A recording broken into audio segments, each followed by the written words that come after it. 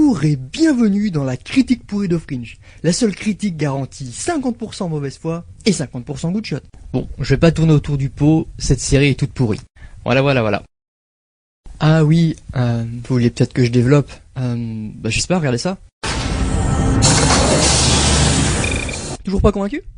Bon ok, je vous explique. Fringe donc, contrairement à ce que l'on pourrait penser, ne parle pas d'amateurs de vêtements dyslexiques, mais des équipes du FBI enquêtant sur des phénomènes inexpliqués. Ces phénomènes sont liés aux sciences dites paranormales, comme la télépathie, la pyrokinésie et autres gloubi-goulgas magiques avec des noms latins pour faire sérieux, alors que c'est con. Bref, c'est du X-Files en moins bien, avec juste une couche de peinture neuve pour attirer le chaland. Puisque je suis sûr que vos séduisants esprits cartésiens veulent comprendre en détail pourquoi Fringe est tout pouillave, passons sans plus attendre à... Avant d'attaquer les critiques et autres vilains sarcasmes, j'aimerais rendre à César ce qui est probablement la meilleure idée de toute la série. L'affichage des noms de lieux en gros word art qui tâche. Siège 21A. Oui! Non mais regardez-moi ça, c'est absolument somptueux. En plus, il y en a pour tous les goûts.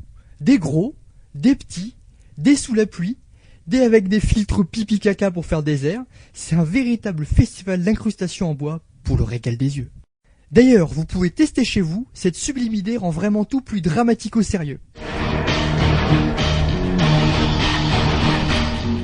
Pour ça, merci Fringe. Bon, la pommade ça va bien 5 minutes, mais au bout d'un moment ça gratte, alors bavons joyeusement sur... Le lance-flaire est à J.J. Abrams ce que les explosions sont à Michel Bay. De la drogue. Malheureusement, comme c'est le co-créateur de Fringe, il en a bien profité. Lance-flaire dans ta tronche.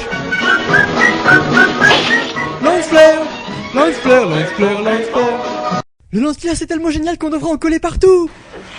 I am not an animal! I am a human being! Ou pas en fait. La licorne rose invisible sait à quel point mon avis vaut à peine plus qu'un pet de lapin en découvert bancaire. Mais Olivia Dunham, l'héroïne, est une grosse pénible. Non mais sérieusement, on a l'impression qu'elle traverse les épisodes avec les pires ragnagnas jamais portés à l'écran. Quand elle ne monte pas sur ses grands chevaux sans raison... On devra repasser plus tard. Avant ou après qu'ils ne fassent à Claire Williams ce qu'ils ont fait à Emily Kramer? C'est une veillée funèbre. Ils pleurent la mort de leur fille. Vas-y, bâtard! Il veut même pas que je fasse chier une famille au deuil. L'enculé, t'as vu? Elle fait des cacas nerveux sortis nulle part à ses potes. Est-ce que ça va? Ça devrait peut-être. Et pour les rares fois où elle ne se plaint pas, elle trouve toujours un moyen de raconter sa vie. La musique est un langage mathématique. Les accords ont des valeurs numériques et les notes, les rondes, les noires, les croches sont des fractions, des variables. J'ai essayé le hautbois pendant 6 mois et j'ai abandonné. C'était vraiment très intéressant. Du coup, la plupart de ces interventions finissent par ressembler à ça. Et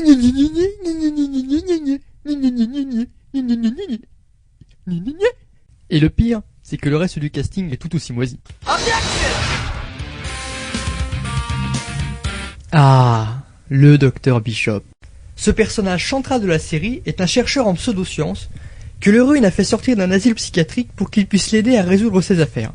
Le problème c'est qu'apparemment, pour les scénaristes, les maladies mentales fonctionnent comme des virus, et il suffit de passer du temps au milieu des foufous pour choper absolument tous les symptômes de toutes les maladies mentales de la Terre. C'est pourquoi le professeur est tour à tour amnésique. Oh, enchanté, Dr Walter Bishop. Nous nous sommes déjà rencontrés, agent premier échelon, Astrid Farnsworth. Jamais 203. Agoraphobe. Sois sympa, dis-moi que t'es pas dans le placard. Autiste. Dr Bishop. B-E-R-N. Psychopathe. Non.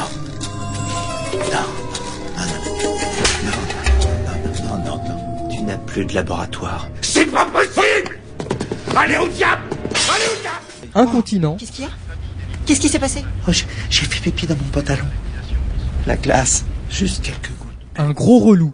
21, 34, 55. Hé, Walter. Tu dors pas, Peter? Un moustique. Docteur Bishop? Bref, tout ça est évidemment un moyen simple mais moisi de nous faire croire que l'on est face à un personnage complexe et non à une collection de clichés en mousse. Pour ne rien arranger, les 3/4 de ces interventions fonctionnent selon le même schéma.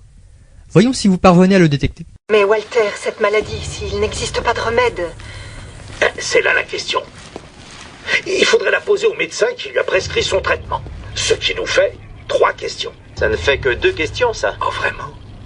Alors, la 3e... Je pourrais avoir un peu de cette soupe à l'oignon, ça a l'air succulent. Ce qu'on lui a injecté dans les veines a provoqué l'explosion généralisée des capsules contenues dans son organisme. Oh, Peter, j'ai très envie de barbe à papa. Tu peux en acheter dehors? Cette blague n'était pas drôle les 20 premières fois. Il faut arrêter maintenant. C'est toujours la même blague pourrie. Il balance d'abord un truc pseudo-scientifique et après, il balance un truc sans rapport, mais généralement lié à la bouffe. Sans rire, il fait cette blague au moins une fois par épisode. Bien qu'il soit le réceptacle de tout le mongolisme de la planète, le docteur Bishop mâche 90% du travail de l'héroïne grâce à ses théories sorties du chapeau. Enfin, du chapeau. J'exagère. En vrai, il a fait des recherches approfondies sur absolument tout ce qui existe dans le domaine des pseudosciences. Et quand je dis tout, c'est vraiment tout. En 1976, j'ai émis l'hypothèse qu'il était possible de synchroniser les champs de 2 cerveaux humains. Il y a des années de ça, je travaillais alors au département de la Défense. On nous avait confié l'étude d'un programme visant à cultiver des soldats. Il y a des années de cela, j'ai participé au projet Thor. J'ai déjà vu ça il y a longtemps sur un projet d'étude. Du coup, dès que le scénario a besoin d'avancer, paf, il sort un truc de son passé. Vas-y, je suis grave vénère. Quand je m'assois, ça gratte trop, t'entends? Oui, j'ai déjà vu ça quand je bossais à la CA du FBI. On appelle ça des hémorroïdes. Je me ferais bien une mousse au chocolat. Bref, un personnage haut en cliché. Et pour compléter notre fine équipe, j'ai l'honneur de vous présenter Peter Bishop, le fiston du docteur Maboul. Pour faire simple, je dirais simplement que je n'ai jamais vu personne se la péter autant que lui depuis ce type. Won't we have liftoff? Regardez-moi ça. Il vous faudra quelqu'un qui connaît les lois de la mécanique des fluides et les échanges thermiques dans les flux de pétrole. Il vous faudra aussi quelqu'un qui maîtrise la technique de programmation d'entiers mixtes pour redimensionner les canalisations. Cela uniquement si vous voulez baisser le coût des travaux.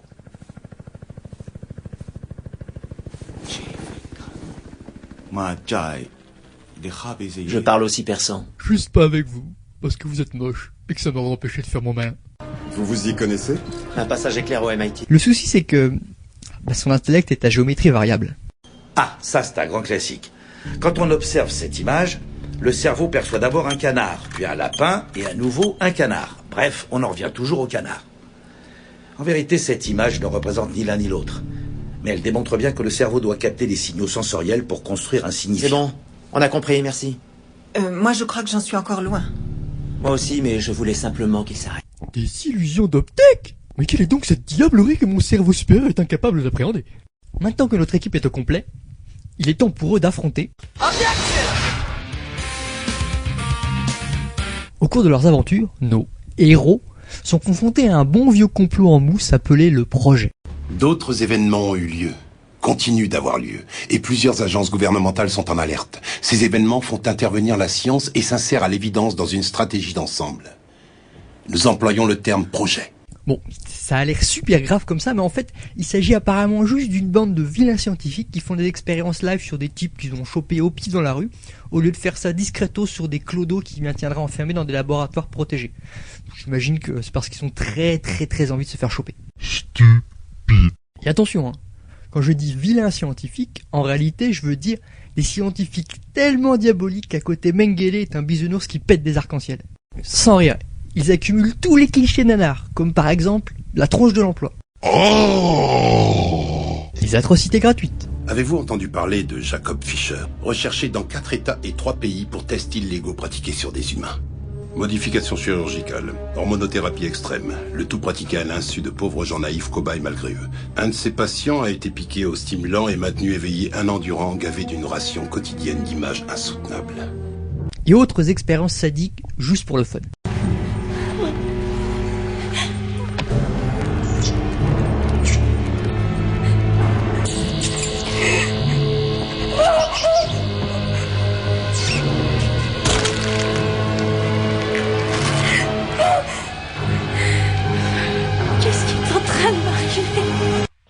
ça la puberté, madame.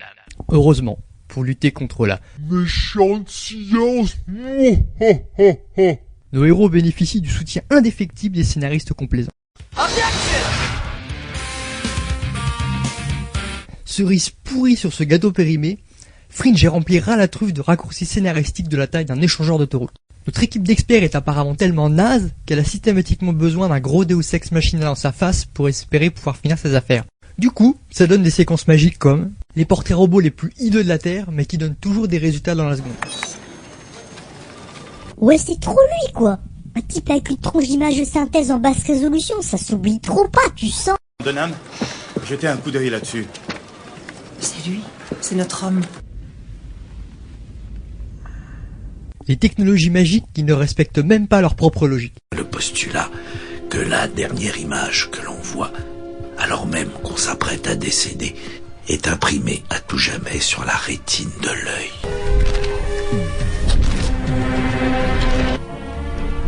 Vous avez vu ça? Qu'est-ce que c'était? C'est un pont.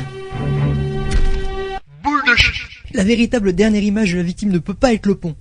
La preuve, voici la scène où elle est atteinte de décès.